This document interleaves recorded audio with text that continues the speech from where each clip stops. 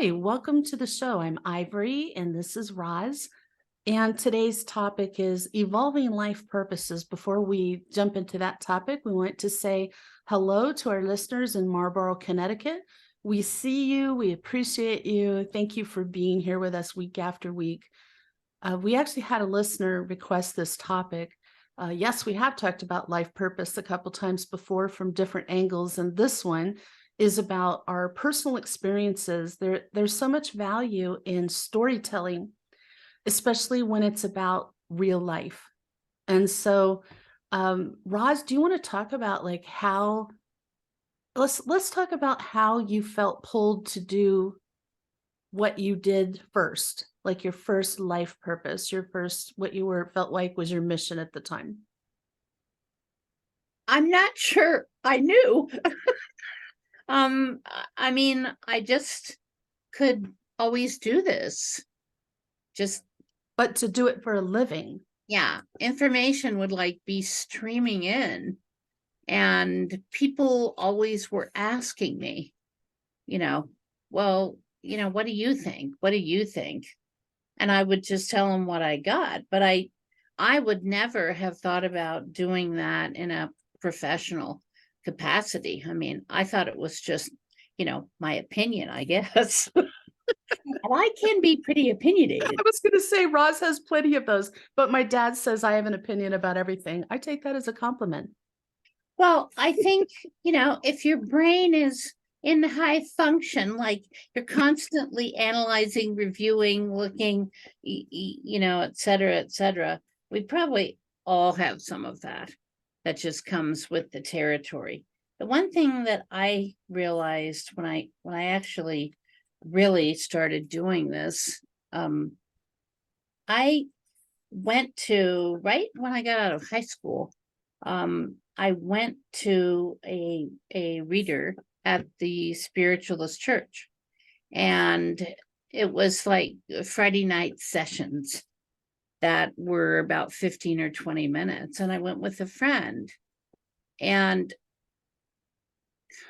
it was kind of an eye-opening moment for me because I had never thought about before, okay, I could do this and I could do it, in a professional kind of a capacity.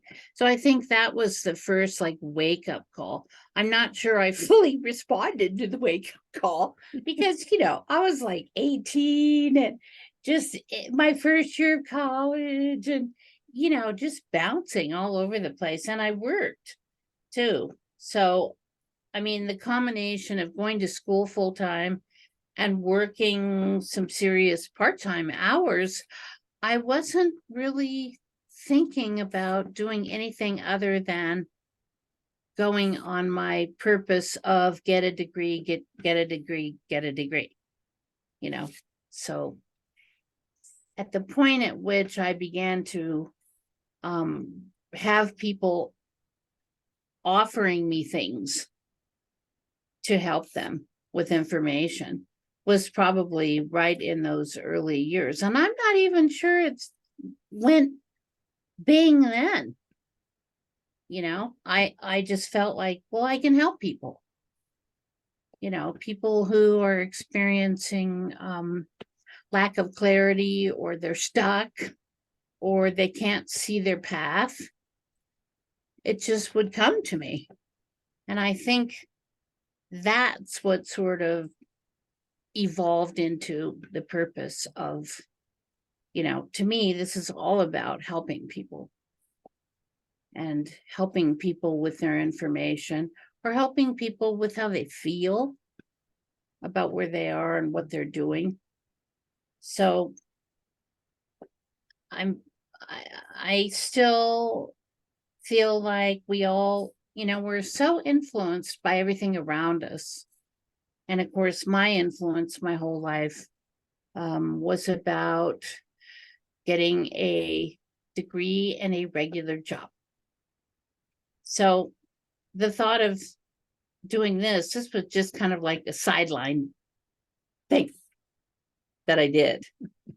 And if someone had said to me that I would be doing what I'm doing now when I was 18 or 20 or 21, 22, I would have laughed, because this kind of thing also was not available back then.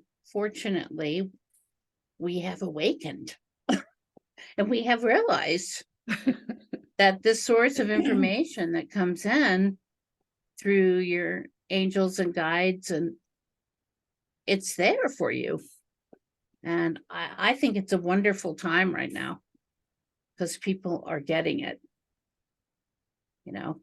They really are. I was thinking back yesterday, knowing we were doing this show today. The first taste I had of a job that made me feel like I was really helping people was as a teenager being a lifeguard in Prescott. And I got literally saved people's lives, and I liked that, and that felt good. And so I think that was like the first thing I had, the first job I had that felt really like a light worker job at all. And then I actually was working as a manager of a financial planning firm, and one of our advertising reps came in one day, and she worked for a radio station, and she knew I was not happy there. And she offered me a job at the radio station. She said, "Come in. They really want to meet you." I'm like, okay. I went in, boom, I'm hired. Now, I was hired as a receptionist, and for less than 6 months, I was sort of a receptionist there. But then I became operations manager, promotions manager, national sales manager. It was a small station, so I wore a lot of hats. But what I liked about that job, and I remember very distinctly, was that people would thank me all the time for turning their business around through the ads I wrote and promotions I would do. And I also got to do, even more importantly, was environmentalism, cleanups of waterways and parks and trails in the Prescott area that I had organized for the community as a promotion. But it was because that's what I cared about a lot.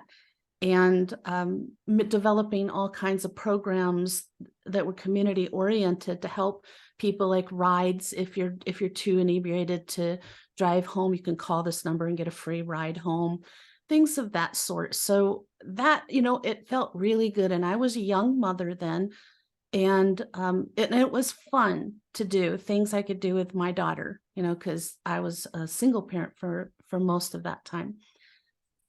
So that was my first thing, and I feel like I didn't know that was going to help awaken even further the light worker side of me. So it's not always a job in the field of spirituality or healing that is your first job or task that really awakens that side of you, that makes you realize how important it is to you to help people.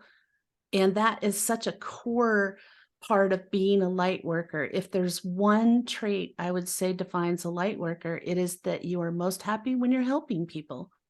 Absolutely. So, you could have done all kinds of jobs before you stepped into this. So I have to say, I left the radio station in 92. So it was a long time ago. And I'll talk about that next. So what did you do after that, Roz? I know you had a career doing something else for a while. You want to talk about that? Well, everything that I was focused on at the time that I was in my early 20s was I wanted to be a journalist. That was my huge focus. I always loved to write, and I wanted to write about current events and what was going on. And I've always been interested in how things happen and how people do the things that they do, and how events occur, how things evolve, and how laws get made. And all of those things were just very interesting to me. So that was my original thought, was, making a contribution, making a difference, like you're talking about, in situations, events, and people's lives. I did do some work that I felt was productive, but in the journalistic side, but eventually I kind of adjusted my major to be public relations, marketing, and advertising. So I took a different approach then. And that's actually, that was kind of a bit of a wake up call for me too. I literally stumbled, quote unquote, like this job, just like you're talking about with the radio station job, just was sent to me. And it was obvious that it was the job for me. And it was working for a nonprofit who, which the purpose of was to put on events. And I was living in San Diego. That's where I was born and raised. And it was a group of local people. There was a very small staff, like 2 people, and I was one. And we put on events in a very large venue in San Diego, Mission Bay Park. And all of those events were for public participation and to kind of promote that particular area. So I ended up starting to do public service announcements on radio and television, doing writing news releases, lots of things that I really felt satisfied doing. And the events that we put on were pretty highly attended. So on the days and times of those events, it was just a wild and crazy adventure. And that was really fun, and I was young enough that I had the energy to do that. But all this whole time, I was still doing readings for people. And I still had people asking me, well, what do you think about this? Or what do you feel about this? Never translated that really into a profession. I mean, it just never evolved in my head. But once things started rolling and I had a mindset that I wanted to live certain places, I wanted to be, I'm not a city girl by any means. So I wanted to be out a little bit. I wanted to be a little more rural than that. And I think that desire to relocate and to be in those places is probably a part of what pulled me along. And I'm pretty convinced that my life was all about being sent what I needed by my guidance. And that's how I've ended up where I am today, really, in Sedona. I had another pit stop on the way to Sedona. It was a long one. I was working in radio and I started feeling this push to go back to college and then major this time in psychology. There's a lot of depression in my family and it made an impact on me.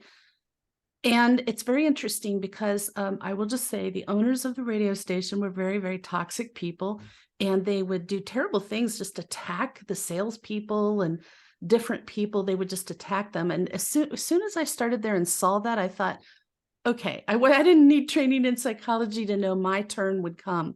So as the push was getting really strong, they suddenly started attacking me. And it was interesting. I look back on that and think, thank you for that, because it was the push that got me out of there.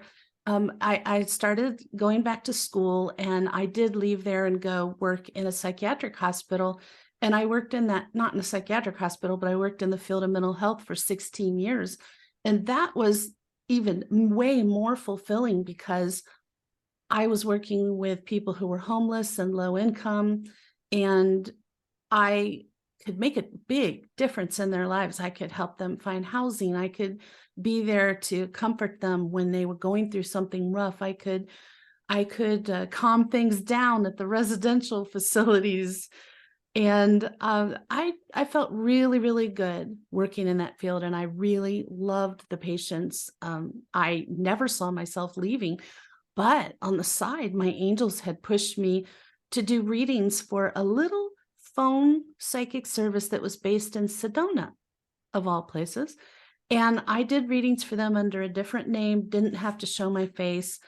And I fell right into doing corporate intuitive work really fast, which always amazed me that CEOs would want to call a phone psychic, like and do work with somebody they never met, never saw face to face. But it was very interesting. So that felt good and helping people. And during that time, I was also mentoring some people who also had some skills, psychic skills, primarily a few with mediumship, and just sort of casually mentoring them, trying to help them get to a place where they felt comfortable doing readings, doing sessions. Um, and I was still working in mental health. So finally, my angels pushed me out of that nest. I thought I'd retire from my last position where I was program coordinator for mental health program for this county that I live in here, Central Arizona. And I just figured I'd work there till I retired. But no, they're like, nope, now you are going to move to Mhm. Sedona and you're going to open a business. You're going to use your own name, you're going to meet people in person. And I really remember feeling petrified about this, especially because I wasn't leaving the state or moving across the country or something. I was just over the mountain from where I did mental health work. But, even the people who knew me from there have not had a problem with it. So they've been intrigued by it. But then that was so interesting because that segue, even though I felt like I was kicking, screaming, hanging onto the door frame, refusing to move like a mule, they got me here. And I met Roz really quickly. Like, I think I met Roz the week I moved to Sedona. So it was Wow. crazy. And Obviously meant to be. it was. Mhm. So that was interesting in itself. Nothing has been as satisfying, nothing as a light worker, as somebody who is their core mission is to help people. Nothing's been more satisfying than doing spirituality work. Nothing. You help people in um, such a multitude of ways and very powerfully uh, helping people change their own lives for the better. So um, it's just fascinating to me. And what's really interesting is how I can look back and see how every job I've had, every mission my angels guided me to, has made this one go better for me. If I hadn't had the experience in marketing, I wouldn't be able to market our business. If I hadn't had the experience in mental health, I would not be able to even offer some of the services I have. I wouldn't have the training and experience to do it. So it's all step by step, like a puzzle fitting together that you can't even see the puzzles there. And the pieces are being put in place. And then before you know it, the puzzle's done. And you're like, oh my goodness, I didn't know I was part of a puzzle. I call that the stepping stones. It is. I guess It's the like last shift would ascending be, a stairway. what do you think led you, Roz, into starting our own business? Because that was kind of like the next step. Well, I came to Sedona in 2004, and I came because, and I always used to laugh about this. My angels literally nagged me to come here. I mean, it was like an everyday, constant, ongoing push, drive. And it's so funny. I came here when I was really young, and I realized I had a deja vu thing. I realized I'd lived here before. I felt like I was going to live here again. It was a very strange experience, but I never really put anything about that into action until I started getting this huge push to come here. And I kept hearing, this is where you're supposed to be. This is, you need to be where people can access. That was the big word I kept hearing. People need to be able to access you. I was finally like, okay, I would never have imagined that I would reach a point where I would take all of my children, move their home, put them in a different school environment, and get an office and just go poof. it was really amazing to me. And I have, kind of a very significant, just intuitive hit that it wasn't just me, of course, it was all of my children too. And they needed to be out of the environment where we were. Because Southern California has gotten a little crazy. And it was starting to get that way a long time ago. So it all just kind of came together. But from the standpoint of me personally, I just knew that I was supposed to come here and get myself on a different path. Before that, I had been actually doing interior decorating work for a number of years, where I was helping people select flooring, counters, kitchens, cabinets, whatever. Because I worked for a very large company for a while. And it was really an interesting switch to come to Sedona, rent an office, and go, okay, you wanted me to come here, I'm here. Send me whatever it is I need. And it happened. So It's like that. And like you, when I moved here, I already had the intention of opening my own business, not just continuously working for someone else. I didn't know how that was going to happen, but it's interesting, like meeting Roz. And then before I even moved here, before I even found a place to live, I found the perfect place to have a business. And it's still in that plaza. We just moved to a different suite. But that ended up being where we were for the first 2.5 years in this one suite. Now we're in a different one in the same plaza. And it's like I was pulled. I saw a for rent sign and I'm like, I don't even have a business. I'm not even living here yet. And I'm being pulled every week. When I came up to look for a place to live, I'd go look at that suite through the windows, just check it out. And I just felt like that. There's such a pull to that.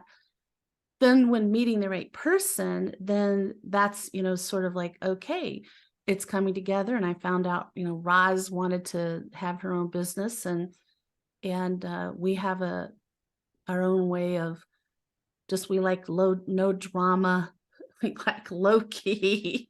no trauma. And we could control the energy and our clientele and our hours. So I know that there's people out there also who want to know, like, how to recognize these signs, like how, and once you feel it, like, what can you do to move things forward?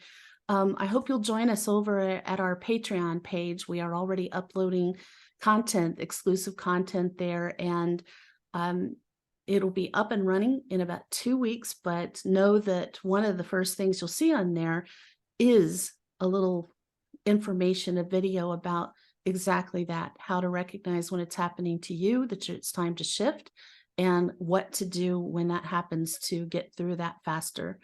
So in the meantime, we hope that you have an enlightening day.